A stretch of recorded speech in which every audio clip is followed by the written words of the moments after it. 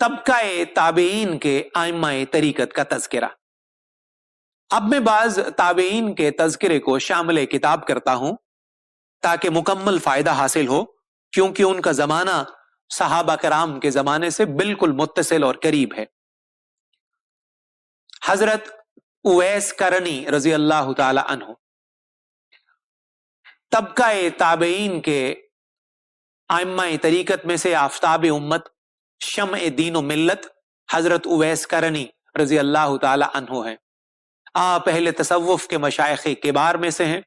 آپ نے رسول اکرم صلی اللہ علیہ وآلہ وسلم کا زمانہ حیات ظاہری اور عہد مبارک پایا ہے، لیکن دو چیزوں نے دیدار جمال جہاں آرا سے آپ کو روکے رکھا تھا، ایک آپ کا غلبہ حال، دوسرا آپ کی والدہ کا حق۔ حضور اکرم صلی اللہ علیہ وآلہ وسلم نے صحابہ کرام سے فرمایا، کرن میں ایک اویس نامی مرد خدا ہے جس کی شفاعت سے قیامت کے دن قبیلہ ربیہ اور قبیلہ مضر کے بھیڑوں کے بالوں کی تعداد کے برابر میری امت جنت میں داخل ہوگی۔ اس کے بعد حضور نبی کریم صلی اللہ علیہ وآلہ وسلم نے حضرت عمر فاروق رضی اللہ تعالی عنہ اور حضرت علی المرتضی رضی اللہ تعالی عنہ کی طرف متوجہ ہو کر فرمایا، جب تم ان سے ملاقات کرو گے تو ان کا قد چھوٹا، بال لمبے اور ان کے پہلو اور ہاتھ پر درہم کے برابر ایک نشان ہوگا، لیکن وہ برس کا نشان نہیں ہوگا۔ ایسا ہی نشان ان کے ہاتھ کی ہتھیلی پر ہوگا۔ وہ ربیہ و مضر کی بکریوں کی تعداد کے برابر میری امت کی شفاعت کریں گے۔ جب تم ان سے ملو تو میرا سلام پہنچا کر کہنا کہ میری امت کے لیے دعا کریں۔ چنانچہ حضور اکرم صلی اللہ علیہ وآلہ وسلم کی رحلت کے بعد جب حضرت عمر فاروق رضی اللہ تعالی عنہ اور حضرت علی رضی اللہ تعالی عنہ مکہ مکرمہ تشریف لائے تو حضرت عمر رضی اللہ تعالی عنہ نے دوران خطبہ ارشاد فرمایا، اے نجد کے رہنے والوں کھڑے ہو جاؤ۔ جب وہ کھڑے ہو گئے تو فرمایا، تم میں سے کوئی کرن کا رہنے والا شخص ہے؟ جب کرن کے لوگ آئے تو ان سے حضرت اویس کے بارے میں استفسار فرمایا۔ انہوں نے بتایا، وہ تو دیوانہ آدمی ہے، وہ نہ تو آبادی میں آتا ہے اور نہ کسی سے ملتا ہے۔ عام طور پر جو لوگ کھاتے ہیں وہ نہیں کھاتا، حتیٰ کہ وہ غمی خوشی تک کو نہیں جانتا۔ جب لوگ ہنستے ہیں تو وہ روتا ہے، اور جب لوگ روتے ہیں تو وہ ہنستا ہے۔ حضرت عمر فاروق رضی اللہ عنہ نے فرمایا، میں اس سے ملاقات کرنا چاہتا ہوں۔ لوگوں نے کہا کہ وہ جنگل میں ہمارے اونٹوں کے پاس رہتا ہے۔ چنانچہ حضرت فاروق اعظم رضی اللہ عنہ اور حضرت علی المرتضی رضی اللہ تعالی عنہ دونوں اٹھ کر چل دیے، یہاں تک کہ دونوں حضرت اویس کرنی کے پاس پہنچے۔ وہ نماز میں مصروف تھے۔ حضرت علی المرتضی اور حضرت فاروق اعظم رضی اللہ تعالی عنہ انتظار میں بیٹھ گئے۔ جب وہ نماز سے فارغ ہوئے تو سلام عرض کیا۔ دونوں نے ان کی ہتھیلی اور پہلو پر نشان دیکھے اور حضور علیہ الصلوۃ والسلام کی بیان کردہ نشانیوں کو پہچان لیا تو دعا کے لیے خواستگار ہوئے۔ حضور اکرم علیہ الصلوۃ والسلام کا سلام اور امت کے لیے دعا کی وصیت پہنچائی۔ کچھ دیر یہ دونوں ان کے پاس بیٹھے رہے، پھر حضرت اویس رضی اللہ تعالی عنہ نے آپ سے کہا کہ آپ نے بڑی تکلیف اور زحمت فرمائی، اب آپ جائیے، قیامت نزدیک ہے، وہاں ہمیں ایسا دیدار نصیب ہوگا جو کبھی منقطع نہ ہوگا۔ اب میں قیامت کا راستہ صاف کرنے اور اسے بنانے کے لیے مشغول ہوں۔ ان دونوں امیروں کی ملاقات سے اہل کرن کو معلوم ہو گیا کہ بظاہر یہ دیوانہ آدمی کون ہے، چنانچہ وہ لوگ ان کی بہت عزت اور قدر و منزلت کرنے لگے۔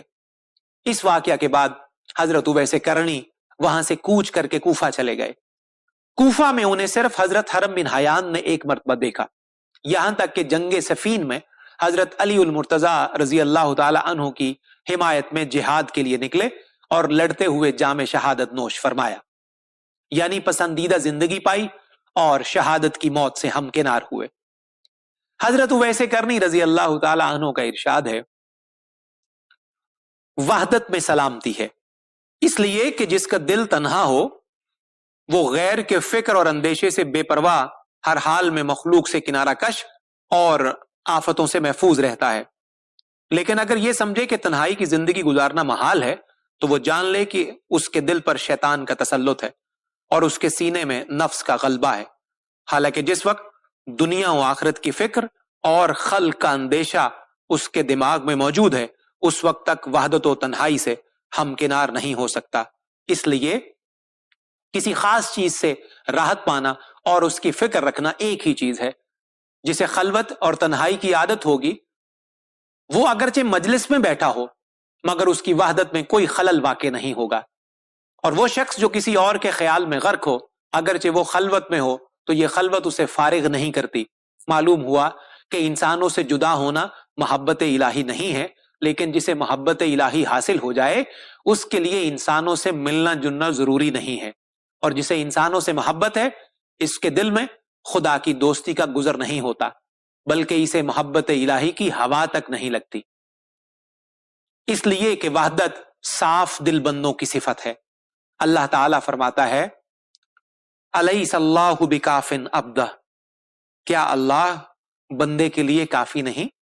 حضرت حرم بن حیان رضی اللہ تعالی عنہ طبقہ تابعین کے ائمہ طریقت میں سے منبع صفا معدن وفا حضرت حرم بن حیان رضی اللہ تعالی عنہ جو اکابر طریقت میں سے ہیں۔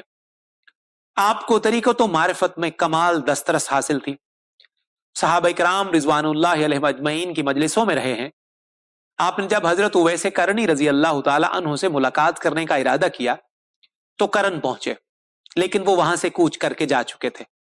نا امید ہو کر واپس آ گئے، پھر پتا چلا کہ کوفہ میں ہیں تو کوفہ پہنچے، مگر طویل عرصہ تک ملاقات نہ ہو سکی۔ مایوس ہو کر بصرہ جانے کا ارادہ کیا تو اچانک فرات کے کنارے جبہ پہنے وضو کرتے مل گئے۔ دیکھتے ہی پہچان لیا۔ جب کنارہ فرات سے باہر آ کر ریش مبارک میں کنگھی کی تو حضرت حرم بن حیان آگے بڑھے اور سلام عرض کیا۔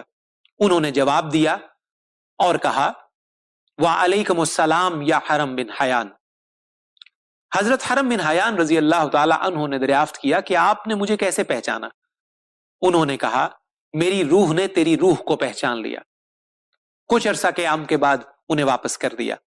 حضرت حرم فرماتے ہیں کہ حضرت عمر رضی اللہ تعالی عنہ اور حضرت علی رضی اللہ تعالی عنہ سے میری اکثر باتیں ہوئی ہیں۔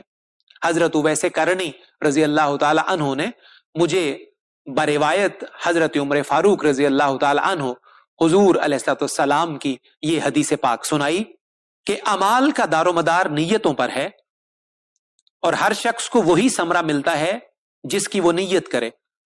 جس نے خدا اور رسول کی طرف ہجرت کی تو اس کی ہجرت خدا اور رسول ہی کی طرف ہوگی، اور جس نے دنیا کی طرف ہجرت کی اسے وہی ملے گا۔ اگر بیوی کی خواہش کی تو اس سے نکاح کر لے گا، اس کی ہجرت اس کے لیے ہے جس کی وہ نیت کرے۔ اس کے بعد حضرت اویس کرنی نے مجھے نصیحت کی کہ تم پر فرض ہے کہ اپنے دل کی نگہداشت کرتے رہو تاکہ کسی غیر کی فکر میں مبتلا نہ ہو جاؤ۔ اس نصیحت کے دو معنی ہیں، ایک یہ کہ دل کو ریاضت و مجاہدے کے ذریعے حق تعالی کی اطاعت پر لگائے رکھے، دوسرے یہ کہ خود کو دل کے تابع کر دے۔ یہ دونوں اصول قوی ہیں۔ دل کو حق کے تابع کرنا ارادت مندوں کا کام ہے تاکہ خواہشات کی کثرت اور ہوائے نفس کی محبت سے دل محفوظ رہے، اور تمام ناموافق خطرات اور اندیشے دل سے نکال پھینکے اور اس کی درستگی اور حفاظت کی تدبیر میں ہمیشہ مشغول ہو کر حق تعالی کے نشان قدرت پر نظر رکھے تاکہ دل خدا تعالی کی محبت کی اماجگاہ بن جائے۔ اور خود کو دل کے تابع کرنا کاملوں کا کام ہے، کیونکہ حق تعالی ان کے دلوں کو نور جمال سے منور کر کے تمام اسباب و علل سے پاک و صاف بنا کر مقام بلند اور درجہ رفیع پر فائز کر دیتا ہے، اور ان کے جسموں کو خلت قرب سے نوازتا ہے، اور اپنے لطائف اور تجلیات کی روشنی سے انہیں منور کر دیتا ہے اور مشاہدہ قرب سے سرفراز کرتا ہے۔ جس وقت کامل کی ایسی حالت ہو جائے اس وقت اسے خود کو دل کے تابع اور اس کے موافق کر دینا چاہیے۔ گویا پہلی صفت کے حضرات صاحب القلوب، مالک القلوب، اور باقی صفت مغلوب القلوب اور فانی صفت ہوتے ہیں۔ اس مسئلہ کی اصل و حقیقت یعنی دلیل کی حجت میں اللہ رب العزت کا ارشاد ہے الا عبادک منہم المخلصین، مگر یہ کہ ان میں سے تیرے مخلص بندے۔ اس میں دو قراتیں ہیں، ایک یہ کہ مخلصین لام کے زیر سے، اور دوسری مخلصین यानी लाम के जबर से। मुखलिस इसमें फाइल है जो कि बाकी उस सिफत है, और मुखलस इसमें मफूल है जो कि फानी उस सिफत है। इंशाअल्लाह किसी और मकाम पर इस मसला को फिर बयान करूंगा। वो हजरात जो फानी उस सिफत हैं वो ज्यादा जलीलुल कद्र हैं, इसलिए कि उन्होंने खुद को दिल के ताबे और उसके मुवाफिक बना रखा है, और उनके दिल हक ताला के सपुर्द हैं, और उनमें हक ताला ही जलवागर है, और वो उसी के मुशाहिदा में कायम है। लेकिन वो हजरात जो बाकी सिफत हैं वो दिल को बकोशिश अमरे हक के मुवाफिक बनाते हैं। इस मसला की बुनियाद होशो मस्ती और मुशाहिदा व मुजाहिदा पर है। वल्लाहु आलम।